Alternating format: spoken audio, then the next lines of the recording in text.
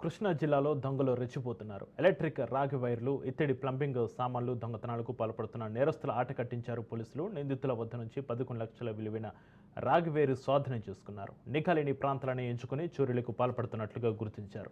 విలాసాలకు అలవాటు పడి సులభ సంపాదన మోజులో దొంగతనాలకు పాల్పడుతున్నారు. దొంగలించిన వాటిని విక్రయించే క్రమంలో పోలీసులకు పట్టుబడ్డారు.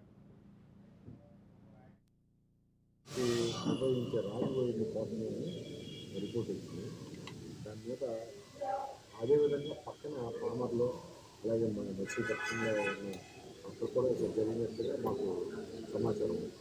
మేము నిఘా పెట్టాము. నిఘా పెట్టి ఉన్న ఇంతకుముందు మన పబ్లిక్ సహకారంతో ఏర్పాటు చేసుకున్న సీసీ కెమెరాలు, అదేవిధంగా ఇంకా సాంకేతిక పరిజ్ఞానాన్ని ఉపయోగించి ఈ ముద్దాయిల కదలికల మీద నిఘా పెట్టాం. అపార్ట్మెంట్లో ఉన్న కెమెరాలు అవన్నీ కూడా క్రోడీకరించి నిఘా పెడితే మాకు మంగళగిరికి చెందిన వాళ్ళు ఈ నేరం చేసినట్లుగా మొదట నిర్ధారించుకున్నాం. ఇది 26 వేల అనుమానం మీద మేము మొదటగా వీళ్ళని అరెస్ట్ చేశాము. వీళ్ళు మంగళగిరికి చెందిన వ్యక్తులుగా గుర్తించాము.